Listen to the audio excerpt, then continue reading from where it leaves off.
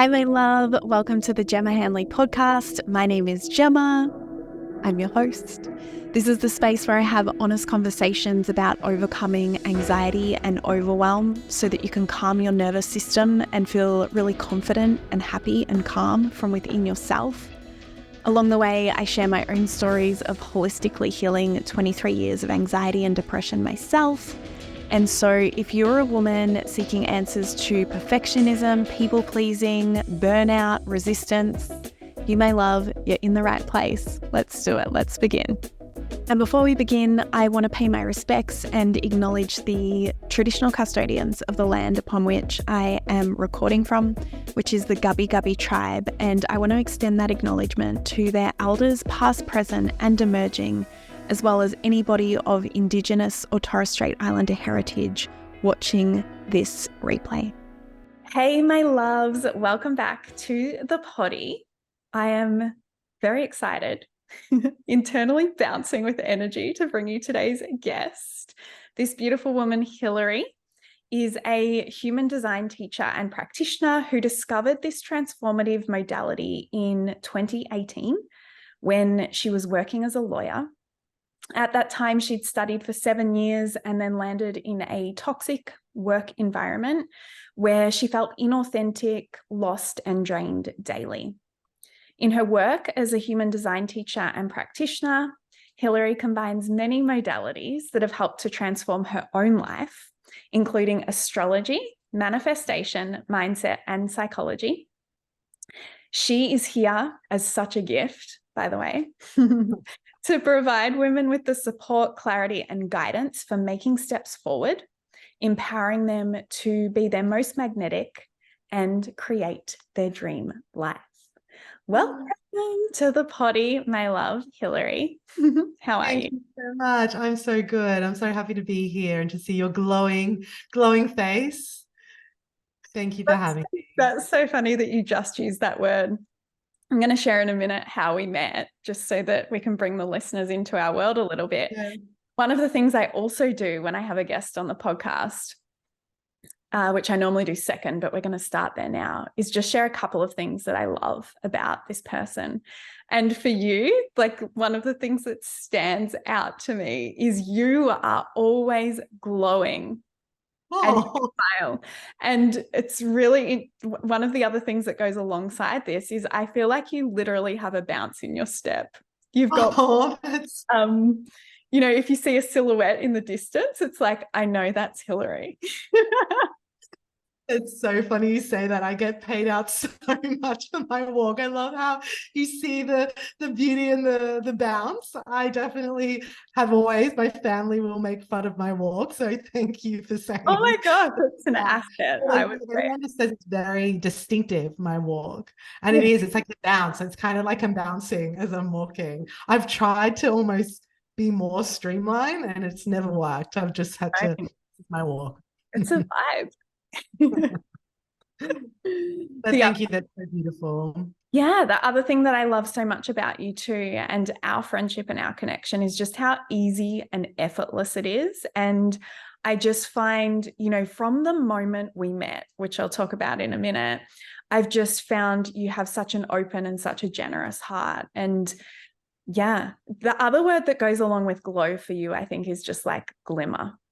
And I can see from the short time that we've known each other that you call that into your world as well, which I think, when I read your bio there, the word magnetic was in there. You're such an embodiment of that. So thank you. Thank you. Thank you. That's so lovely. And you said I call magnetic into my world. It's definitely, I called you in. I haven't even told you this. I definitely manifested you. I had a ping to go. Gemma will probably tell us how we met, but we met properly at a meditation course. And I saw Gemma and I was like, because I'd already been to this course and I just was coming for a refresher, but really I just had an intuitive feeling that I needed to go there. And I believe it was to meet Gemma. So I definitely had manifested you. I was wanting more friendships in the town that we both live in. And in you walked and I saw you and I was like, this is why I'm here. And I remember I had seen your face before at the dance class, and I was like, "Hi, do you go to the dance class on Wednesdays?" Like a little awkward Do you school remember kid. what I said to you back? Said Yeah, back. you were like, "No, not anymore." No, but I said, yeah, Oh, like I was going there for a while, but I haven't been for some time. And you said, me too. And I said, but I'm pretty sure you were behind me in yoga yesterday. and it was like the universe gave us lots of options. We could have met a dance, we didn't. Then yoga, we did it, and then meditation course finally did. I was Yeah. like, I need to just do it. Just introduce yourself, Hillary.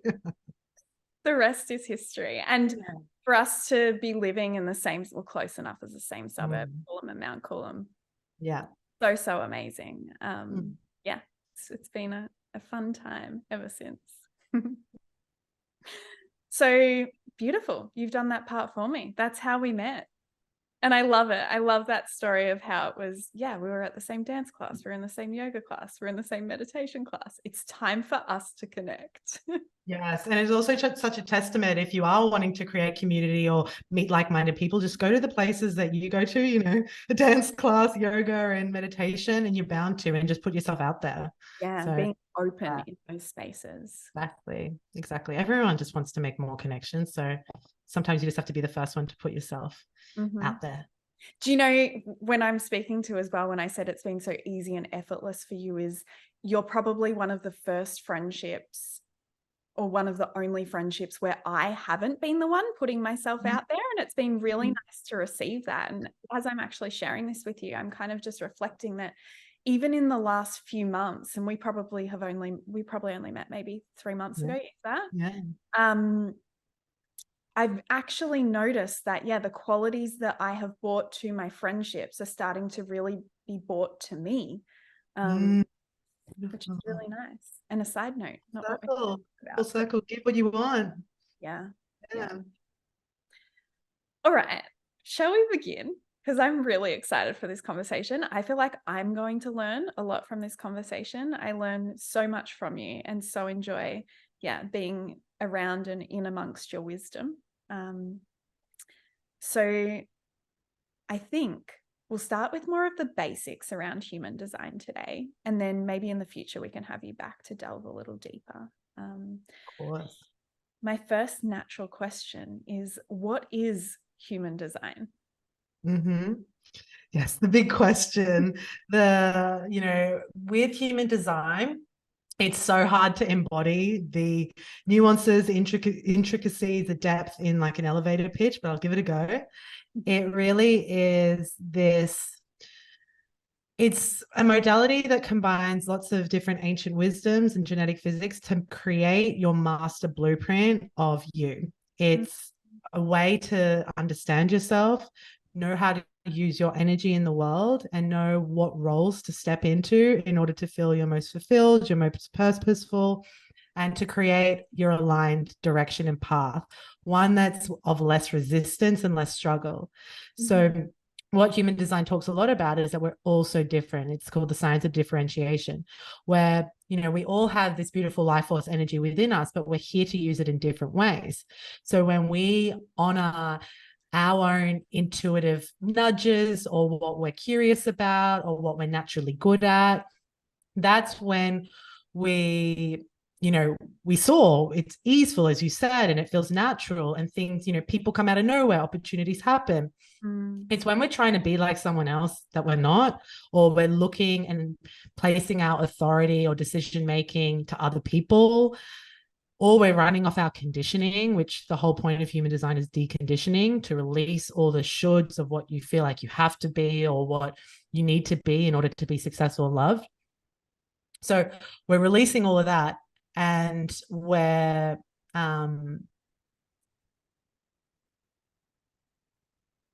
moving towards an existence that's for us. So when we're no longer putting our authority outside of ourselves and being our own authority. So human design gives you all those informations, where you might be feeling lost, where you might be feeling confused, where you might be unsure, and it redirects and shows you that all the answers are within you and how to find them.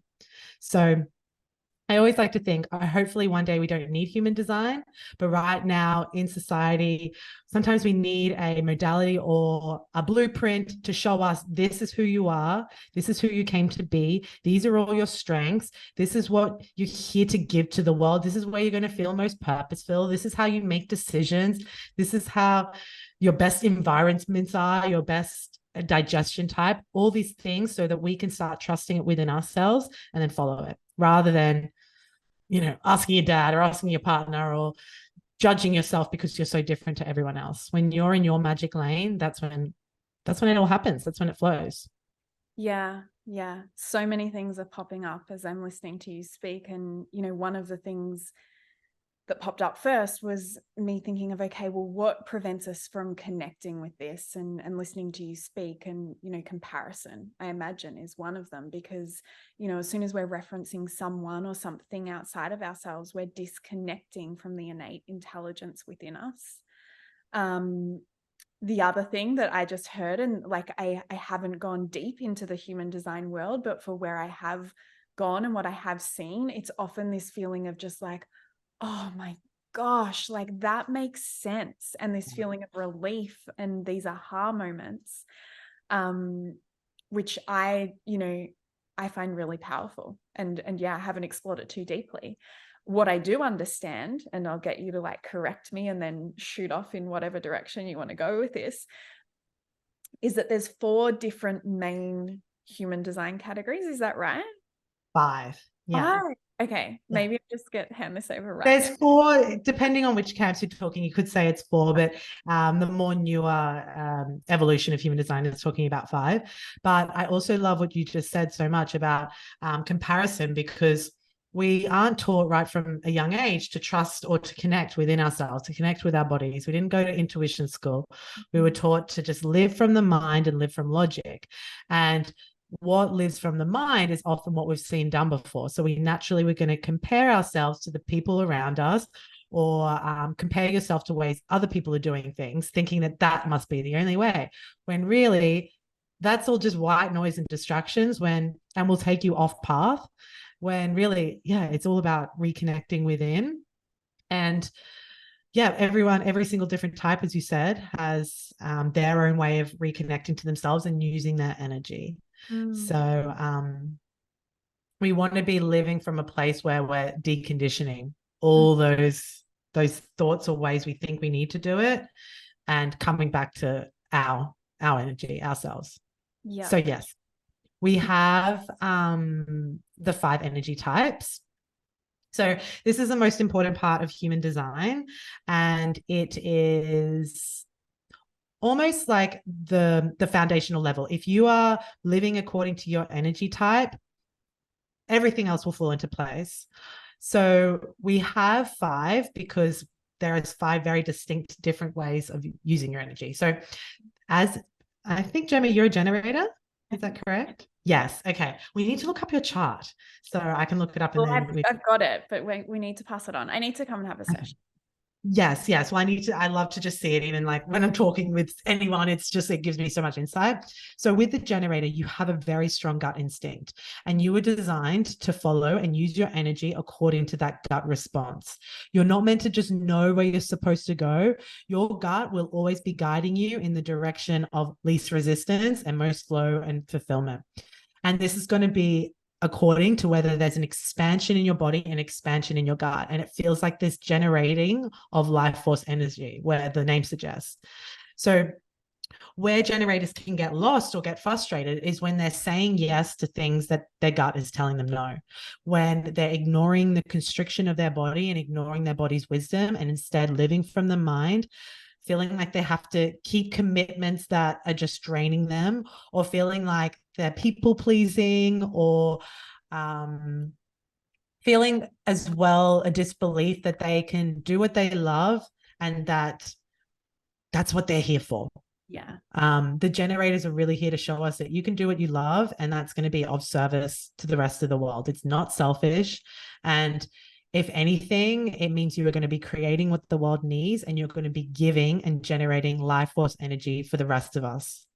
So with the generators, You will always, the strategy of a generator is to always be responding with your gut. So be moving through the world with your five senses, and always, if you hear something that piques your interest and you sit up in your chair, that's a clue for you to reach out and grab it. If you see something, you touch something, anything that gives you a positive gut response. And so it's really important for any generators. And by the way, if you haven't already, look up your chart beforehand, pause this, and then come back, because you'll get so much more from it. Where can people go and do that, Hilary? Yes, you can do it on my website. I'll send you the link. Otherwise, just Google it. You'll get heaps. Put your website in the notes as well. Yeah. Yeah. So my one gives a lot of breakdowns of everything. You'll see an explanation for everything. Okay, so we've reset in a new room talking about the generator energy. Yes. So with the generator and their gut, it's important to see that your gut isn't random. Your gut isn't just lighting up for no reason. It is lighting up because this is what you're here to follow.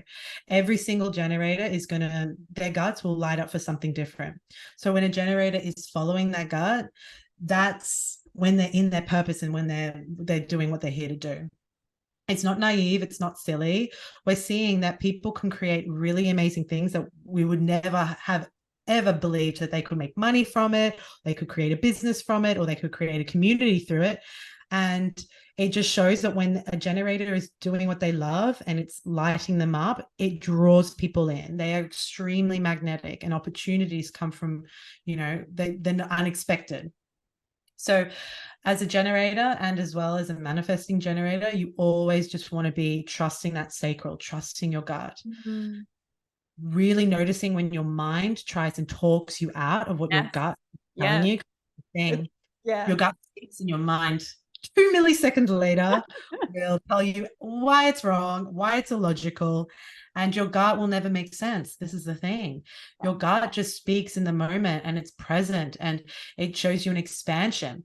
Whereas your mind is a lot more manipulative. It's a lot more persuasive, and it will come in and it will talk over your gut and will make you go around in circles, and then you often come back to that initial gut response. Do you do that? Yeah, well, one of the things I find with my mind is less of like the dismissing of it, but more of my mind is like, yeah, but we're going to wait for some more evidence first. Or like, yeah, but let's just make sure this is 100% like right or clearer, right?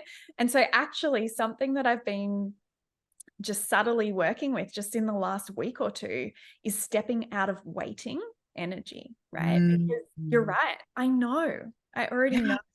And so all you need to wait for is the gut. Once you've got that gut, like once you've got that gut response, you don't need to wait anymore. It's done. It's decided. And this is why I love speaking to you. You're just like, it's done. No more. It's done. Yeah, complete.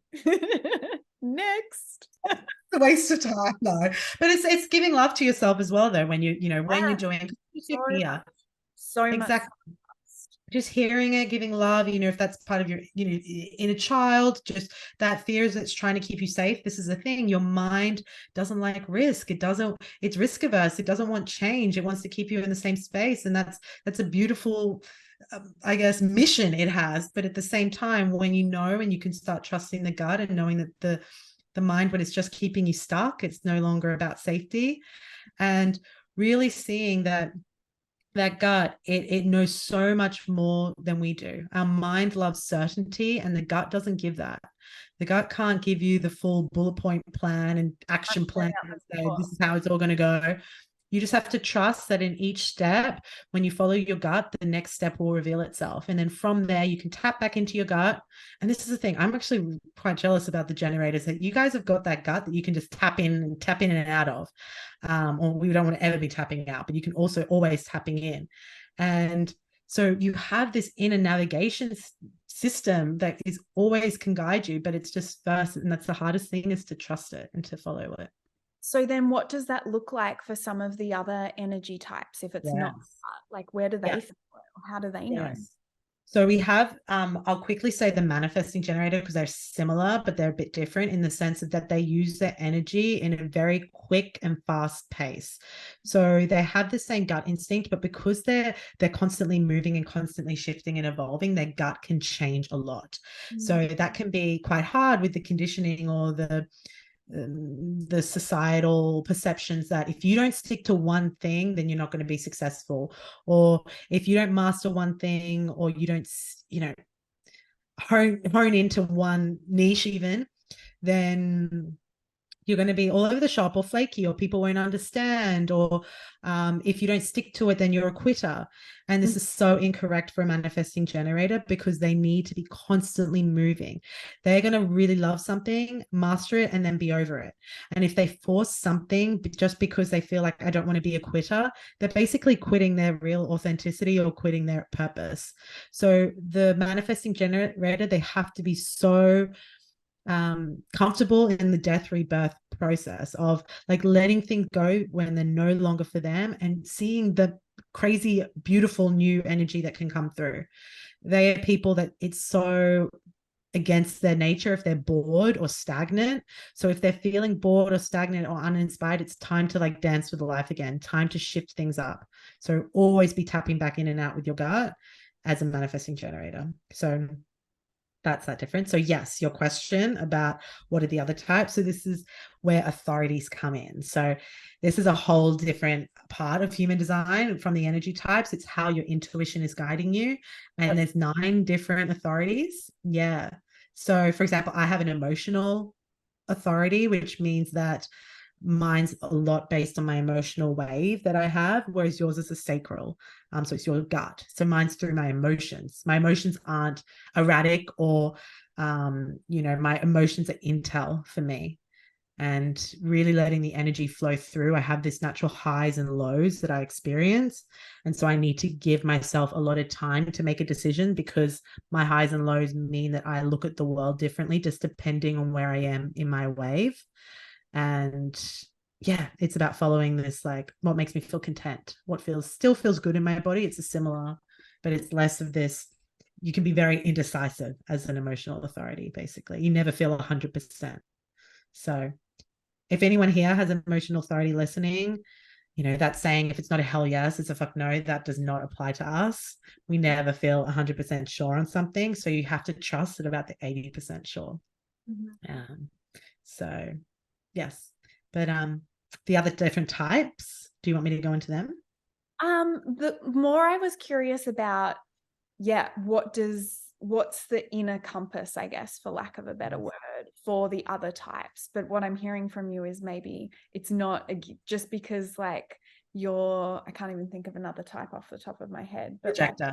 so just because you're a projector doesn't mean that you will have the same intuitive guide or sense in the body. Yeah, this is why there's billions of configurations of human design. So if you had your authority will be your decision maker. So your authority is basically your intuition. So for generators and MGs, they're, like that you picked that up, like they're the only ones that they have, theirs is the same with their authority and their strategy or their energy type, because it's always about their gut unless they have emotional authority. So with that, it overlaps, but for every other type, it's different. So a projector has their way of using energy, but their inner compass, there can be 9 different types of the authority. Yeah. And a question that's popping up for me, obviously I work with women specifically on the emotional side of things. I'm working with the subconscious and really, guiding and helping them navigate the deconditioning that you're talking about. So all these layers of significant emotional experiences or coping mechanisms or learnings that they've downloaded from their primary caregivers or experiences throughout life that are muting and sitting over the top and covering up their natural state of being, their natural human design. And one of the things that I can see with some clients is they're so devoted and like they're so clear on wanting to create this shift and change in themselves, and they just want the best for themselves and to feel joy and confidence and happiness, that sometimes some of the techniques or the practical tools or the lessons that I teach them, they'll then grip onto, right? And it's coming from a place of fear. Do you see this human design where, you generate these reports and, women will have this beautiful, clear blueprint of how it is that they thrive and function at their optimum? Mm-hmm. Do you see then that it almost becomes this gripping, or it's motivated by fear to live through a human design? Absolutely. I feel like you can, with any type of modality, it's like the energy that you're playing with it, or the energy, I wouldn't even say they would be playing with it, like they're gripping onto it. So I feel like with everything, it's so important to have your own authority. The way that I speak with human design, it's like if your human design contradicts how your intuition is saying, then throw out human design. Like it's just so much about connecting. But what I have found with human design is that it's not telling you anything that you don't already know within you. It's never being an external, it'll never tell you exactly what to do. It'll tell you how to access within you in order to then be able to live life truthfully to you. So where I do see it is if people take things too, almost not too far, but they can then start judging themselves if they're not being a good projector, or judge themselves if they're not being a good generator and things like that. And it's like it's another standard that they're feeling like they're not meeting, when really human design is just an experiment. It's experiment how it feels to follow your gut for a couple of weeks. Experiment how it feels to quieten your mind and not be running purely from the mind, and trusting that these gifts that human design is showing you, that's what you're here to give. So I don't see it used that often, as because it's quite an empowering tool, and that's definitely how I teach it. But I definitely can see how um I think it naturally happens when you're first coming across something and you're just finding your footing with it, until you find balance with it and then able to actually apply it in your life in a way that will support you, rather than just being another thing on your to-do list or another thing that your crutch. Yeah. And I also think, when we're in stages of life where we're feeling desperate, and Oh, that's absolutely. either a wrong thing, but, we're really ready to find an answer that's going to shift our experience, it can be natural that we do want to grip onto that, and we want to be the best possible version of that. And if we're bringing perfectionism or people pleasing to it, that's probably going to be part of the healing process along the way. Something else I'm curious about too is, when you said for most, there's times where if the human design is not aligning with your intuition, throw it out. But most of the time, what you find is you're just hearing things that you already know that were maybe, they're Yeah. being. Do you also feel, and this is a question, do you feel, or is it possible that there's also different seasons of life where parts of your human design will speak more truly to you? Absolutely. And even when I said about the part about throwing it out, in the sense of like it's just another way to show that like human design never wants to take, as you said, like take your own autonomy, your own freedom, because it often won't. It will rarely actually go against your intuition, because it is your intuition with human design. So exactly how you said, it's like with the seasons, you are going to have different seasons, that different parts of your chart. And I love how I see purpose through the lens of human design, is that the purpose is not in what you do or the external things you create. Your purpose is you in whatever season you're in. So at different points in your life, there will be more of an expression of one side of you or one part of you, because we're such multidimensional people. So to feel like you're always in, this workflow, or feeling like this is where more of your output is happening in a certain season. And maybe, for example, with the profiles, we have in human design, when you have two different sides to your personality, and it's known with the numbers in your profile. And you can really be leaning into one side of your personality at one point, and then another time you might be more retreating and in the other side of your personality, where it's more of like this time of or season of slowing down, recalibrating, resting. So, and then the whole point, if we go full circle in what we've been speaking about, it's just trusting yourself and trusting your intuition and trusting whatever the season is, it's all good, and trusting that the next season will give something else and you'll be able to step into a different part of your human design. Mm-hmm. With your human design, it's like it's all of you. So it's you're not more in your purpose when you're outputting more than you are when you're in your more reclusive point, or if you're, you know, focusing on motherhood, or, you know, all of it. So all of it's your purpose. You are your purpose when you're being true to yourself and naturally exuding your essence, whatever you're doing. So cool. Yeah. I'd love to share more with the listeners around what was happening in your life when you found human design. Like, what led you down this path? Because I don't know, I'm sure we've probably covered this, but I studied law as well. I never completed it and went into the field. It like was very clear to me just from studying it, it wasn't a match. So we've got that similarity in our background and in our story. But yeah, tell me more about what was happening in your life and what had you find this path that's quite different. Yes, and this is a perfect segue as well, because my type is a projector, which is another third energy type. And I was in law, exactly how you said. And I went down the path of I was so unsure of what I was wanting to do when we finished school, and it was time to, you know, pick what you wanted to do in uni. I never stopped, and I was never kind of guided to internally tap in and see what actually interests me and what actually I loved. Instead, I got the grades, didn't know what to do, so I enrolled. And as projectors, we really enjoy studying. We really enjoy learning. So the actual process when I was in uni, I loved it. I loved learning. It wasn't like, you know, I didn't love law or anything, but I loved learning something new. And that whole kind of like my dedication was to learn. So, and I did business as well. So it felt like it was a little bit more evened out.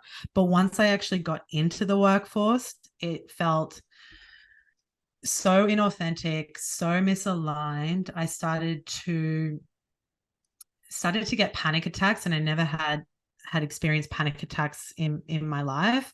And my anxiety was really high, and as well I was feeling like the soul was being sucked out of me daily. It felt like I would sit at my desk in my little cubicle and think, how did I get here? How did all these decisions, how did I work so hard to be sitting here absolutely miserable? And it wasn't until I looked at my bosses or my supervisors and just thought, like, that's not the life that I want to be living. And I've told the story before if anyone's listened to me on a podcast, but it really was the pivotal time was when I saw two of my separate bosses. One, he was obsessed with the law. He loved it. He read the legislation. He was, you know, it was his thing. And I saw that he was in his zone. And then I had another boss that it wasn't for her. She was frustrated. She was similarly feeling the same way I was. And I just saw that was probably where my path was going to be going if I continued to force it. And the burnout got bad enough. It was, you know, I wish I could say that I got out earlier. It had to get so bad and so like toxic as well that I was just like, this is it. This can't be the rest of the story. And this is when I was looking for answers, and I was going to podcasts. So I found human design on a podcast, and a woman was being interviewed, and she was speaking about what it is like to be a projector. And it's exactly how you mentioned. It felt like a permission slip, and it was like, oh, there's nothing wrong with me. It's not that I'm wrong. It's just that I'm trying to force myself in a box that's not right for me. And there are people that this is made for, but this isn't it for me. And really understanding my human design meant that I could see, okay, I'm trying to, you know, square peg round hole into this. This is not in my true essence, and it never felt natural, and it always felt hard, and it always felt like there was resistance. They're always like, it never just flowed. And then once I started human design, I felt like I could understand myself, and I gave me the courage to quit law, and I moved overseas for a couple of years. And yeah, it was always just my passion. I went and studied it in London. At the time, I was working in a skincare label. So I felt like I was kind of getting closer to something that I was interested in. It was more in like health and wellness, it was organic.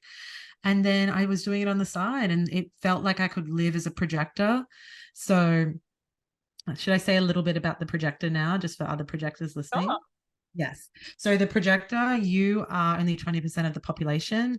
Projectors can often feel quite misunderstood, and the world isn't often set up for a projector in the sense of that our energy works quite differently. We projectors are people that they see very deeply into another person, and they can see very deeply into a system. And if you're a projector, you can work quite efficiently. So you can do 8 hours of work in 3, but this doesn't mean you should do 24 hours of work in 8. And this is what a lot of projectors will do. There's a little bit of high achieving tendencies of a projector, especially if they're trying to prove themselves or get external recognition. And that's definitely what I did when I got into law. It was, to make my parents proud. It was to make my grandma proud. And it was never about actually anything that made me feel good. It was always about how I could, invoke a positive emotion in someone else, when it was just what I was assuming.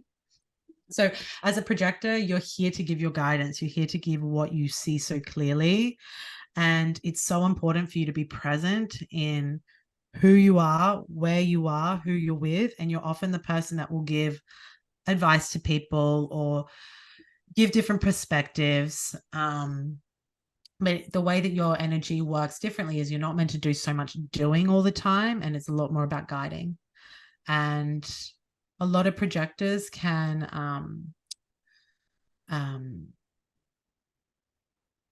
go down the road of trying to find success in a way that's not their definition of it. So they can often find them, in these roles where they feel really taken for granted, or really bitter, or really overworked, and almost feel like this used feeling. And it's just because they're often just trying to prove themselves, and you got nothing to prove. It's finding what you're curious in, what you see so clearly, making yourself seen, and giving that to the world. So we want to be going for internal recognition, not external recognition as a projector. So yes, that's just one of the other 3 energy types. Such a beautiful share. I love that. One of the things that really stood out as I was listening to you speak then, and share a little bit about your story too, was when you said, I started understanding myself. And I think, a lot of women, when they're in pain, they feel like they're suffering, similar to yourself. And, I could hear my own story when you were sharing, I've worked so hard to feel so unhappy. Like, what the fuck is that about?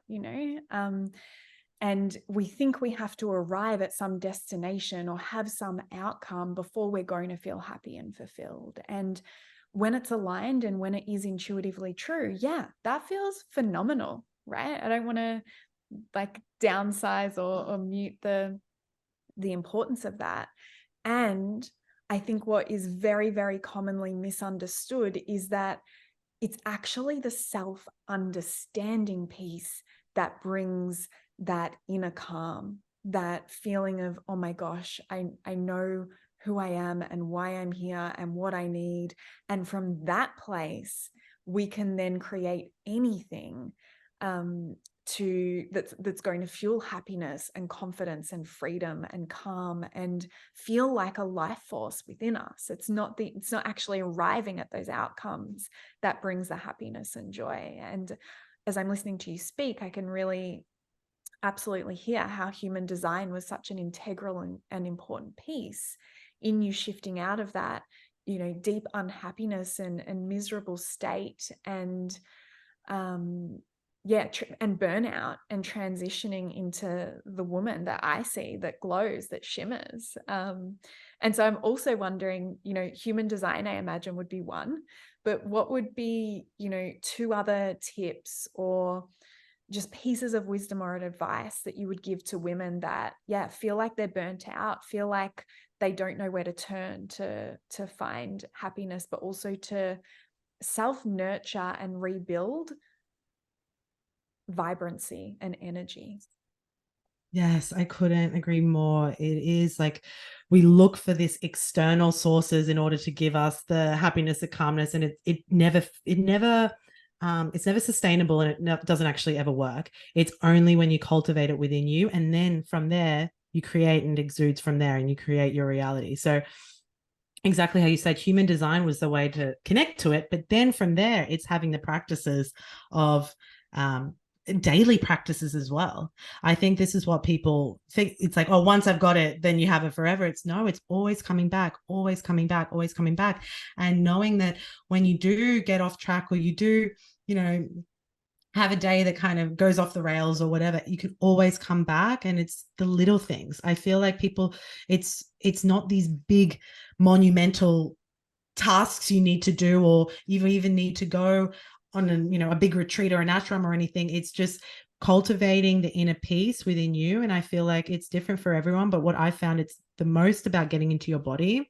And it's always, I used to even listen to things like this, and it would kind of not annoy me. I'm like, oh yes, I know, walk in nature, yes I know, meditating, yes I know, have a dance, yes I know, but it works honestly. I feel like there's nothing a nature walk can't solve. If you go on a walk in nature, and it really coming back to yourself. But I feel like at the start, it is the most important part of my journey was really being brutally honest with myself, really having that there was nothing I couldn't admit to myself, or couldn't be ashamed of myself, and I couldn't give love to myself. So all the things that I felt like I had to suppress, or I had to hide, or it was embarrassing, or it was a shameful, really just like being there with myself in all of that, because there was a reason why I ended up in that law cubicle. There was a reason why I, didn't feel connected to the people around me. There was a reason why I needed to go overseas to find myself and to really reconnect with myself. So getting really brutally honest, and like loving, compassionate with myself, of all the parts that I felt like weren't enough, all the parts that I felt like I needed to hide. I definitely was wearing a lot of masks, a lot of felt like if I ever showed anyone this part of myself, then they would run in the other direction. They would not love me, and they would ostracize.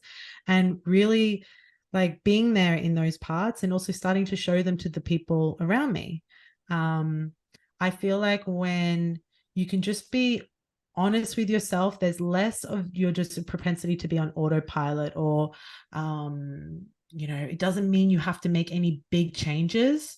But what I really found when I was even in law, it was like, okay, being honest that like this isn't the place, that at one point I'm going to be leaving, or at one point this relationship isn't working. It doesn't mean you need to go and quit or leave straight away, but it's just first being so honest and understanding with yourself. So I feel like with anything, even now, it's just like we can be in denial of a lot of our own stuff, or feel like, oh no, that's another day, it doesn't matter, that's silly, or whatever. And it's like, no, just like sit with it and journal and Yeah.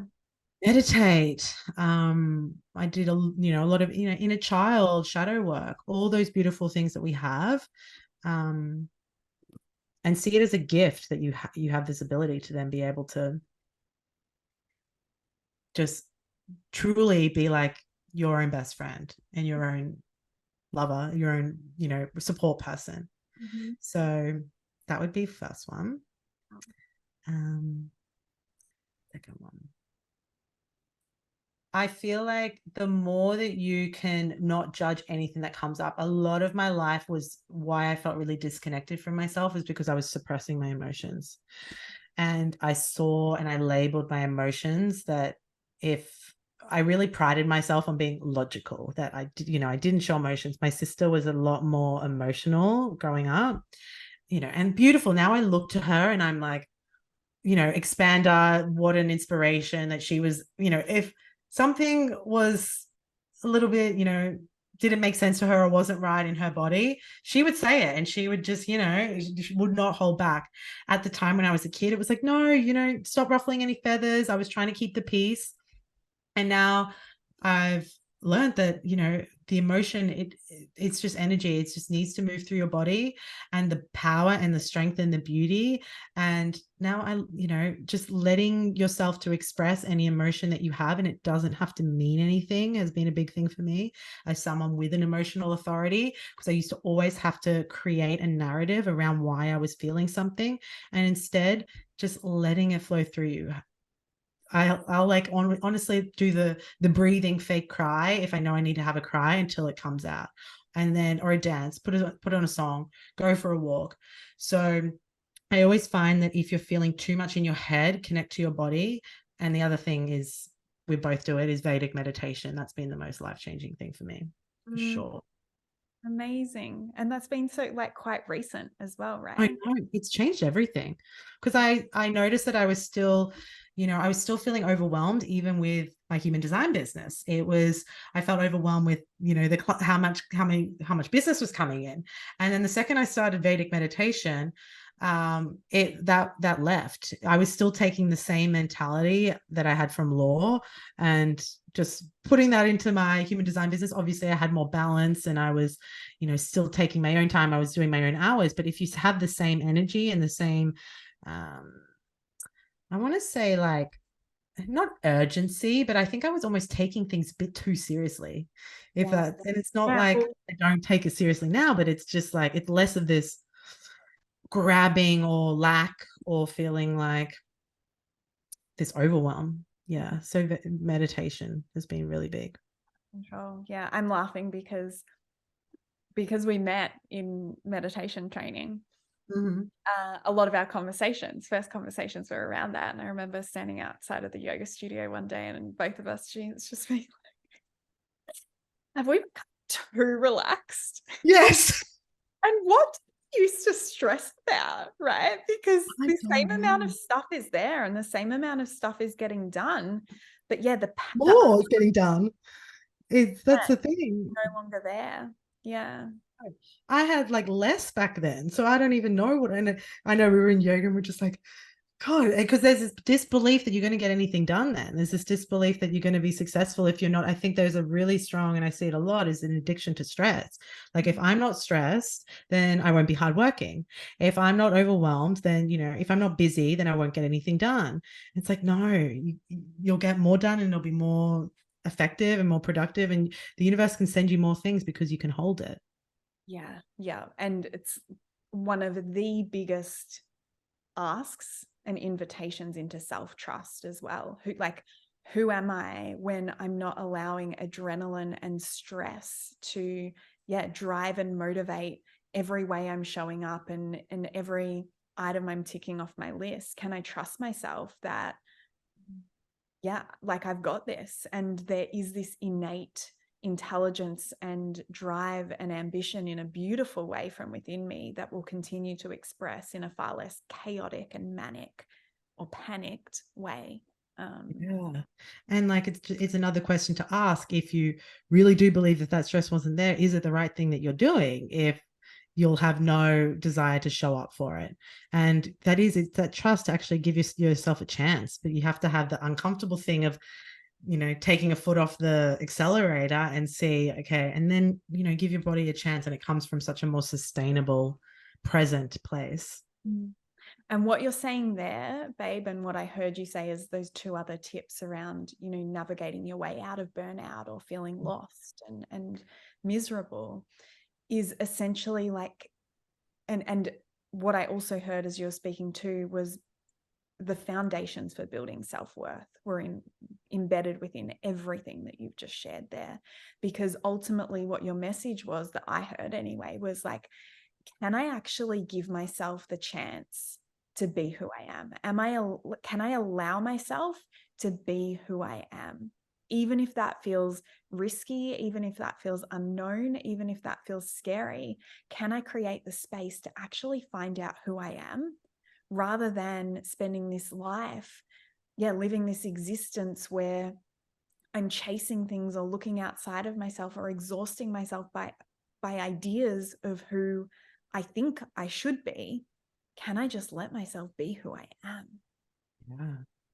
In having that opening for it, of like, okay, and then that creating safety in your body to have that, I think, as well. And that's where all those, somatic, beautiful practices can help, where it's like, yeah, like just being open and then curious of like, okay, because that was the thing. I'd never asked myself, what's my needs? What do I actually like? I remember sitting in the cubicle being like, well, I actually don't know what else I would do. I don't have any passions, miss the passion gene, and thinking that there's this one thing that people just either know or you don't know. And I would really like bully myself. And it's just letting it open with this, I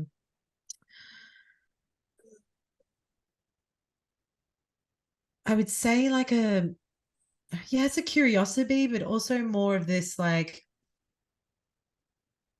yeah, giving yourself a chance, giving yourself without any expectations or without any ways that it needs to look.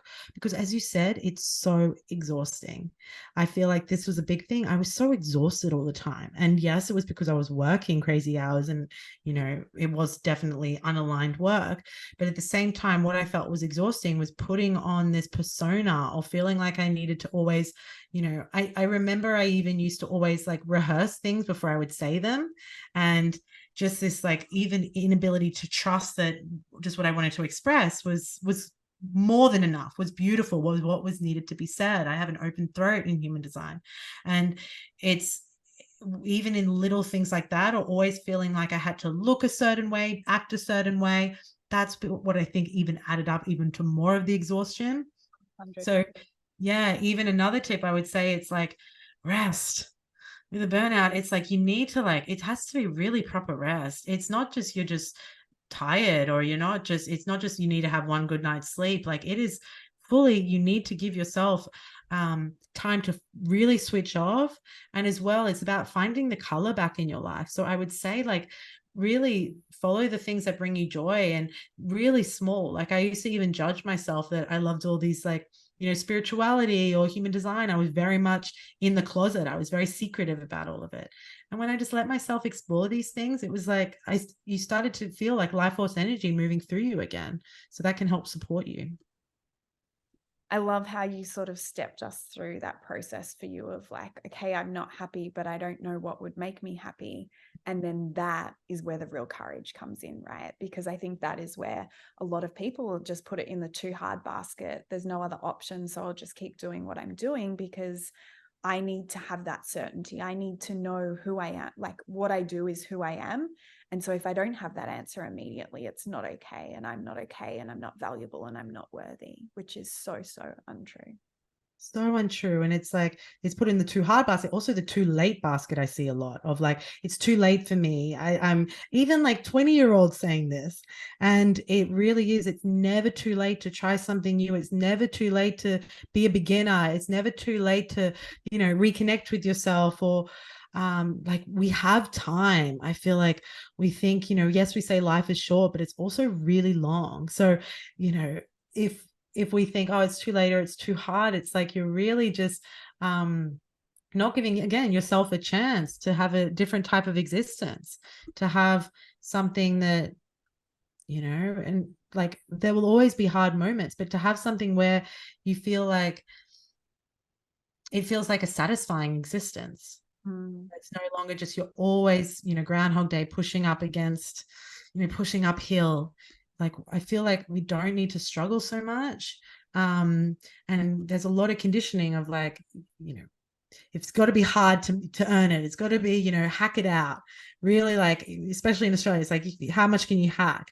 And it's like, I don't want to hack. I don't want to hack life. I just want to, want to flow, and I want to create something that I would be proud of, and I would look back without regret, and really have tried, and really have been kind to myself as well. So, yeah, really, it's never too late, and it's not too hard. I honestly find sometimes when people say like it must have been really brave to leave law, or that would have been really hard, honestly it would have been harder to stay there.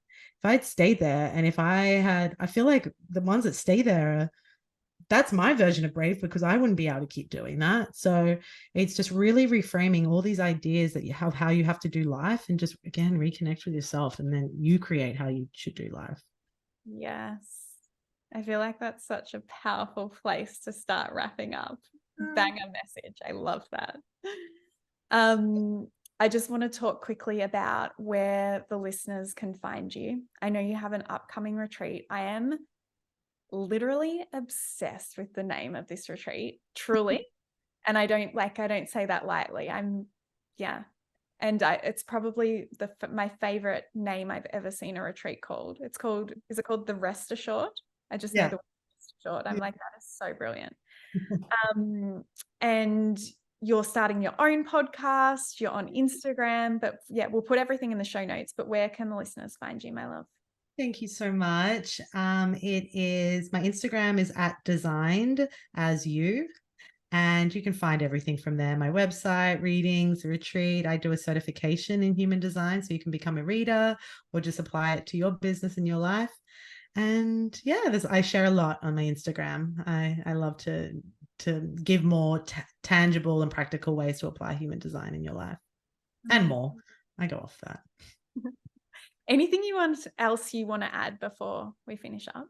No, thank you so much. It's been such a pleasure, and I've loved being here, and I've loved also just I want to thank you, and I'm so grateful for your presence in my life, and also I can assume in the listeners' lives. It's like it's so beautiful to see you supporting women and really navigating all the pressures that we put on ourselves and all the judgments and all the hardships that you're not alone. I really want to preface that, and I love that how you support your women. So thank you for introducing me to your community. That's my absolute pleasure. I'm sure, like you would say too, I don't know any other way. So. Yes. So. Beautiful. Thank you. Bye. Thank you for being here for this conversation, my love. If you would like more free resources, if you'd like to learn about my programs or coaching opportunities, you can find all of that information at my website, gemmahanley.com. I'll link it below in the show notes. And if you would like to connect daily, head over and find me on Instagram. My handle there is Gemma E. Hanley, and I reply to all of my DMs there personally. If you enjoyed this episode and found it valuable, please share it with someone. You never know who needs to hear one little thing to take their day from feeling stuck and heavy to light and free. See you on the next one.